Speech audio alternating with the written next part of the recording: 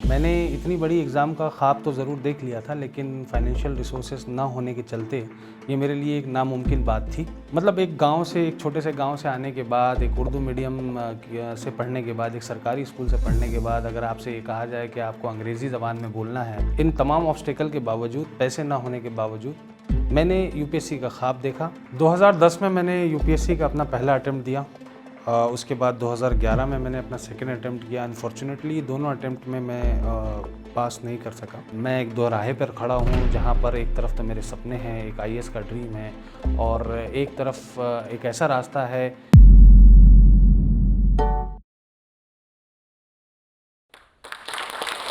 हम लाइफ में बहुत बड़े बड़े ख्वाब देखते हैं, लेकिन कई बार ऐसा होता है कि जब उन ख्वाबों को पूरा करने की हम प्रोसेस में, कोशिश में होते हैं, तो अपनी राह से भटक जाते हैं और छोटी सी चीज़ों में महदूद हो जाते हैं, और जो हमारे ओरिजिनल ख्वाब होते हैं, जो बड़े ख्वाब होते हैं, वो कहीं ना कहीं अधूरे रह जाते हैं। मेरी कहानी भी कुछ इसी तरह है।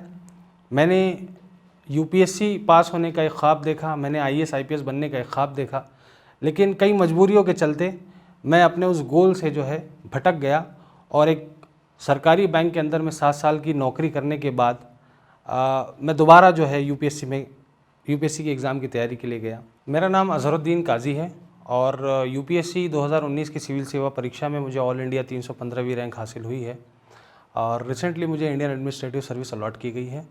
मैं एक महाराष्ट्र के छोटे से ज़िले यवतमाल से बिलोंग करता हूँ। मैं ऐसे शहर से बिलोंग करता हूँ जहाँ पर लोग यूपीएससी जैसी एग्ज़ाम के बारे में कम ही सोचते हैं। उनके लिए यूपीएससी एक बहुत बड़ा और एक बहुत ही डिस्टेंट ड्रीम होता है। मेरे लिए भी यूपीएससी एक ख्वाब की तरह था, और इस ख्वाब को पूरा करने के लिए मेरे पास सफिशिएंट रिसोर्सेज नहीं थे, मेरे पास पैसे नहीं थे।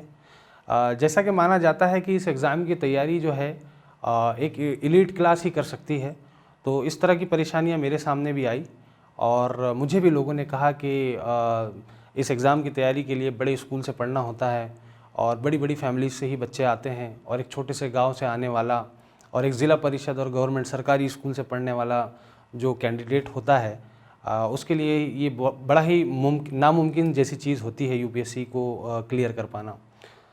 लेकिन इन तमाम चीज़ों के बावजूद, इन तमाम ऑब्स्टेकल के बावजूद, पैसे ना होने के बावजूद, मैंने यूपीएससी का ख्वाब देखा, और उस ख्वाब को जो है पूरा करने की कोशिश में लग गया। मैंने इतनी बड़ी एग्ज़ाम का ख्वाब तो ज़रूर देख लिया था, लेकिन फाइनेंशियल रिसोर्सेज ना होने के चलते ये मेरे लिए एक नामुमकिन बात थी।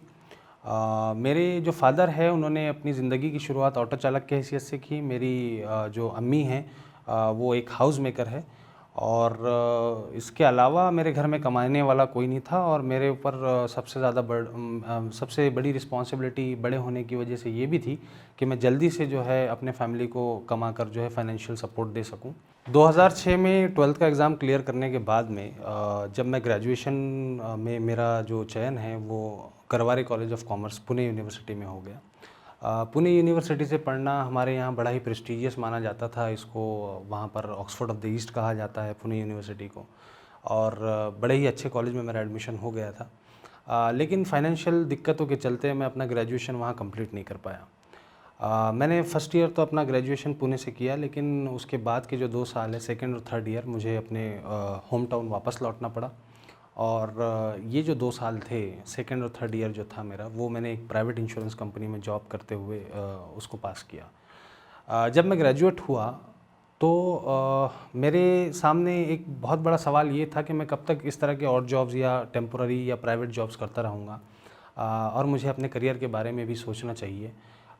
तब मेरा जो डिस्कशन हुआ मेरे प्रोफेसर उदय नावलेकर साहब से हुआ, और उन्होंने मुझे सजेस्ट किया कि काज़ी तुम ये कर सकते हो कि एक सरकारी नौकरी की तैयारी करो, क्योंकि प्रोफेशनल डिग्री करने या एमबीए करने या इस तरह का कोई कोर्स करने के लिए मेरे पास पैसे तो थे नहीं, तो मैं आगे की पढ़ाई तो कर नहीं सकता था। तो मैंने उनसे कहा कि सर मुझे जॉब करनी है, आप सजेस्ट कीजिए कि मैं क्या करूं। उन्होंने कहा कि तुम यूपीएससी की तैयारी करो। यूपीएससी के बारे में तो मैं थोड़ी बहुत मालूमात रखता था, लेकिन मुझे ये पता था कि ये तो बड़ा ही टफ़ एग्ज़ाम होता है, वर्ल्ड का टफ़ेस्ट एग्ज़ाम्स में से एक माना जाता है। तो मैंने सर से कहा कि सर मैं इतना बड़ा एग्ज़ाम की तैयारी क्या यहाँ रहते हुए कर पाऊँगा? तो उन्होंने मुझसे कहा कि तुम इस एग्ज़ाम की अगर तैयारी करोगे तो छोटी मोटी नौकरी तो तुम्हें मिल ही जाएगी, तो तुम सबसे बड़े की तैयारी करो ताकि छोटी मोटी तुम्हें ऐसे ही मिल जाए। और इस तरह से मैं यूपीएससी के अपनी इस सफ़र में आया। सिविल सर्विसेज के बारे में मेरी जानकारी उस वक्त बहुत लिमिटेड थी। मेरी लाइफ में सिर्फ एक ही इंसिडेंट ऐसा हुआ था जब मैंने पहली बार 2006 में जो है किसी आईपीएस को देखा था, और वो एक 2006 में हुआ एक फेलिसिटेशन फंक्शन था। दरअसल 2006 में मेरी डिस्ट्रिक्ट में टॉप रैंक आई थी कॉमर्स स्ट्रीम में। उसी के चलते उस वक्त के ज़िले के एसपी अब्दुल रहमान साहब जो आईपीएस हैं, उन्होंने मुझे फेलिसिटेट किया।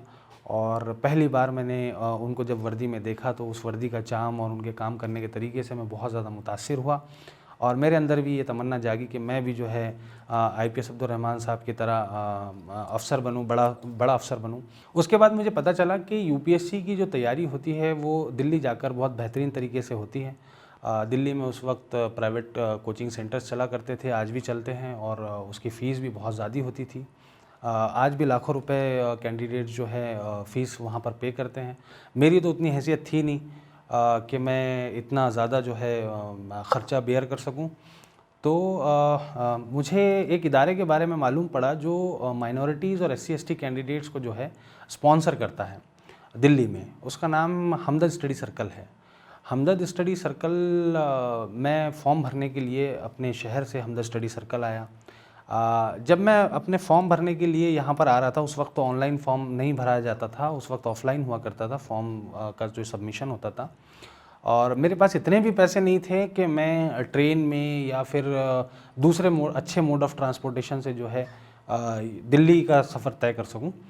मैंने उस वक्त मेरे पास इतने पैसे थे कि मैं जनरल का टिकट ख़रीद सकता था, तो मैंने वही किया। मैंने एक जनरल का टिकट ख़रीदा और मैं रात भर जो है जनरल के डिब्बे में खड़े रहकर बैठने तक मुझे उसमें जगह नहीं मिली, मैं खड़े रहकर दिल्ली का सफ़र मैंने तय किया। और जब मैं हमदर्द स्टडी सर्कल पहुंचा तो वहाँ का एटमॉस्फेयर, वो कैंपस देखकर मेरे अंदर में ये ख्वाहिश जागी और मैं दुआ करने लगा बैठ कर के, या खुदा मेरा भी एडमिशन यहाँ पर हो जाए और मैं अपना 100% देने के लिए तैयार हूँ, बस एक बार मुझे मौका मिल जाए। मैं ऐसी इल्तिजा खुदा के दरबार में करने लगा और फॉर्चुनेटली एग्ज़ाम देने के बाद में वहाँ पे जब लिस्ट में मेरा नाम आया तो मैं बहुत खुश हुआ। इस पूरे हमदर्द के जो प्रोसेस है उसके अंदर में एक रिटन टेस्ट होता है और ग्रुप डिस्कशन और पर्सनल इंटरव्यू का भी उसमें शुमार होता है। और मैं पहली बार इस तरह का कोई टेस्ट देने जा रहा था तो बहुत ज़्यादा एंजाइटी थी, बहुत ज़्यादा नर्वसनेस था, क्योंकि 85 सीटें कुल मिलाकर ऑल इंडिया हुआ करती थी इसमें, और कंपटीशन बहुत टफ हुआ करता था। तो मैं पेपर तो मैंने क्लियर कर लिया था, लेकिन ग्रुप डिस्कशन और पर्सनल इंटरव्यू मेरे लिए बहुत ही नई चीज़ें थी।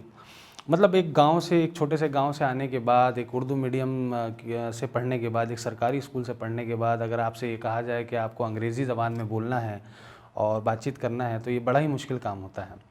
तो जब मेरा ग्रुप डिस्कशन हुआ उस वक्त मुझे टॉपिक्स दिए गए और सब लोग जो है अंग्रेज़ी ज़बान में बोलने लगे, तो मेरे अंदर एक तरह की झिझक थी, मैं कुछ बोल नहीं पाया, मैं बहुत ज़्यादा नर्वस था। लेकिन मुझे ये रियलाइज़ हुआ कि चलिए ठीक है, मैं इंटरव्यू में बोल लूँगा, इंटरव्यू में तो मैं अकेला रहूँगा, वहाँ पर बोल लूँगा। वहाँ पर भी मैं कुछ अच्छा परफॉर्म नहीं कर पाया। और जब मैं इंटरव्यू बोर्ड से बाहर निकला, इंटरव्यू के उस कमरे से बाहर निकला, तो मैंने ये रियलाइज़ किया कि मैं अच्छा परफॉर्म नहीं कर पाया। तो मैं दोबारा से नॉक करके जो है इंटरव्यू बोर्ड में गया और मैंने उनसे कहा कि देखिए, मैं ऐसे जगह से बिलोंग करता हूँ जहाँ पर लोगों को यूपीएससी का यूँ भी नहीं पता है और लोग इतने बड़े बड़े ख्वाब देखते भी नहीं हैं। लेकिन मैंने इस ख्वाब को देखा है और मुझे आप लोगों का सपोर्ट चाहिए। मैं अपना 100% देने के लिए तैयार हूँ। मुझे बस एक मौका चाहिए, एक अपॉर्चुनिटी चाहिए, वो आप प्लीज़ मुझे दे दीजिए। और ये कहकर मैं जो है वहाँ से निकल गया।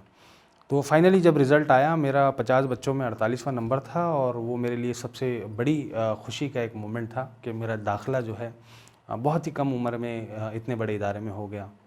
2010 में मैंने यूपीएससी का अपना पहला अटेम्प्ट दिया। उसके बाद 2011 में मैंने अपना सेकंड अटेम्प्ट किया। अनफॉर्चुनेटली दोनों अटेम्प्ट में मैं पास नहीं कर सका। जैसे जैसे साल आगे बढ़ रहे थे, मेरे ऊपर एक तरह का प्रेशर भी बढ़ रहा था, क्योंकि मैं घर में बड़ा था तो मेरे ऊपर एक तरह की ज़िम्मेदारी भी थी। मेरे छोटे भाइयों का एजुकेशन शुरू था और मुझे फाइनेंशियली अपनी फैमिली को हेल्प भी करना था। और ये जो 2 साल दिल्ली के मेरे गुज़रे 2010 और 11 के, ये फाइनेंशियली मेरे ऊपर बहुत ज़्यादा सख्त गुज़रे। तो मैंने इसमें से कुछ पार्ट तो जो है यहाँ पर ट्यूशन्स पढ़ाते हुए, बच्चों को होम ट्यूशन्स देते हुए अपने जो ख़र्चे हैं वो पूरे किए। लेकिन ये बहुत ज़्यादा सस्टेनेबल नहीं था। तो मुझे फिर एक ख़्याल आया कि शायद मुझे जो है मैं एक दोराहे पर खड़ा हूँ, जहाँ पर एक तरफ तो मेरे सपने हैं, एक आईएएस का ड्रीम है, और एक तरफ एक ऐसा रास्ता है जो मेरी ज़रूरतों को पूरा कर सकता है। यानी कि अगर मैं अपना आईएएस का ख्वाब जो है साइड में रख कर कोई एक ऐसा जॉब चुनूँ जहाँ से मुझे सफिशिएंट पैसे मिल जाए कि मैं अपनी तैयारी भी कर सकूँ और साथ में जो है अपने घर के ख़र्चे भी उठा सकूँ, तो शायद मेरे लिए ज़्यादा बेहतर होगा। इसी तरह का मैंने जो सेकंड रास्ता था मैंने वो चुना। 2012 में मैं आईबीपीएस की एग्ज़ाम पास करके बैंक पीओ बन गया, और कॉरपोरेशन बैंक में मैं तकरीबन 7 साल तक बहुत सारी कैपेसिटीज़ में मैं काम करता रहा, जिनमें मैं ब्रांच मैनेजर की हैसियत से भी मैंने 3 साल काम किया। 2017 तक मैं जॉब करता रहा, लेकिन इस सफ़र के दौरान कभी भी ऐसा कोई मौका नहीं आया जब मैं अपने गोल से भटका। हमेशा at the back of mind मेरे यही ख़्याल रहा कि मुझे आईएएस बनना है, और इस बैंक की नौकरी को मैंने एज अ जॉब ही लिया। मैं अपना करियर जो है सिविल सर्विसेज में ही बनाना चाहता था। तो जब मैंने ये डिसाइड किया कि मुझे वापस जाना चाहिए, तो इनफैक्ट मेरी जो फैमिली है, मेरे जो फ्रेंड्स हैं और जो वेल विशर्स है, वो मुझसे नाराज़ भी हुए, क्योंकि मैं एक बड़ा फ़ैसला लेने जा रहा था। मैं अपनी नौकरी से रिज़ाइन करके दोबारा यूपीएससी की तैयारी करने जा रहा था। तो उनकी नाराज़गी जो थी वो बहुत ही स्वाभाविक भी थी, क्योंकि उनका ये कहना था कि बड़ी मुश्किल से जो है सरकारी नौकरियां मिल पाती हैं, और बैंकिंग के अंदर में एक अच्छा करियर प्रोग्रेशन भी है, और मैं अच्छी नौकरी में था, ब्रांच मैनेजर था। उसको छोड़ करके फिर से एक अनसर्टेन इन्वायरमेंट में जाना, यूपीएससी जैसी एग्ज़ाम की तैयारी में जाना, और तकरीबन 7 साल का वक्फ़ा इस दौरान हो चुका था, और पूरी दुनिया बदल चुकी थी यूपीएससी की, और मुझे ज़ीरो से स्टार्ट करना था। तो ये एक बहुत बड़ा, उनके नज़दीक एक बहुत बड़ा रिस्क था, और मैं इस रिस्क से भी बहुत ज़्यादा अवेयर था। लेकिन मैं कभी ये ख़्याल मुझे नहीं आया कि अगर मेरा यूपीएससी में नहीं होगा तो फिर आगे क्या होगा। और जब मेरे रिश्तेदार और मेरी फैमिली मेम्बर्स इस तरफ मेरी तवज्जो दिलाते थे कि अगर तुम्हारा नहीं हुआ तो फिर तुम क्या करोगे, तुम तो एक अच्छी नौकरी छोड़ कर जा रहे हो, तो मैं हमेशा से उनको एक बात बोलता था। मैं जावेद अख्तर साहब का ये शेर उनको दोहरा देता था कि क्यों डरे ज़िंदगी में क्या होगा, कुछ ना हुआ तो तजुर्बा होगा। मैं एक ही बात अपने लिए सोचता था इस डिसीज़न को लेते वक्त कि अगर मैं अभी दोबारा मैं अपना जो ख्वाब है उसको पूरा करने के लिए नहीं गया, तो ज़िंदगी भर जब भी मैं किसी आईएएस आईपीएस को देखूंगा तो ज़िंदगी भर एक मलाल रहेगा, एक अफसोस रहेगा कि अटेम्प्ट होते हुए, एज होते हुए मैंने एटलीस्ट ट्राई भी नहीं किया। और अगर ट्राई कर कर मैं हार भी जाता हूँ, मैं इस एग्ज़ाम को क्लियर नहीं भी कर पाता हूँ, तो एटलीस्ट एक सुकून, एक इत्मीनान ये रहेगा कि मैंने अपना 100% दिया, लेकिन मैं नहीं कर पाया। ये अफसोस कभी नहीं रहेगा कि मैंने ट्राई भी नहीं किया। तो इसी स्पिरिट के साथ में मैं 2018 में जो है वापस दिल्ली आया, और मैंने अपना थर्ड अटेम्प्ट लिखा। अनफॉर्चुनेटली इस बार मैं प्रीलिम्स तो क्लियर कर पाया, लेकिन अनफॉर्चुनेटली मेंस जो है मेरा 21 नंबरों से रह गया। ये एक ऐसा मोमेंट था मेरे लाइफ में जो कि बहुत सारे लोगों को, मेरे फ्रेंड्स को, फैमिली को लगा कि ये तो नाकामी होने के बावजूद और डीमोटिवेट हो जाएगा, लेकिन ऐसा नहीं था। इसके बरक्स ये हुआ कि 21 नंबर से जब मेरा इंटरव्यू कॉल रहा, तो ये मेरे लिए बड़ा ही खुशगवार मोमेंट बन गया कि मेरा सिर्फ 21 नंबर से इस इंटरव्यू कॉल रहा है, और मैं ये सोचने लगा कि अगर मैं अगले साल बेहतर कर पाऊँ तो ये फ़ासला बहुत बड़ा फ़ासला नहीं है। इस 21 नंबर के फ़ासले को मैं बड़ी आसानी के साथ में कवर कर सकता हूँ। और मैं ये सोच रहा था कि मैं अगले साल मेहनत करके, खूब मेहनत करके इन 21 नंबर को भी कवर कर लूँगा, और शायद 30-40 नंबर अगर ऊपर ला लूँ, स्ट्रेटजाइज़ करके, पढ़ाई करके ला लूँ, तो हो सकता है कि मेरा अगले साल ही सिलेक्शन हो जाए।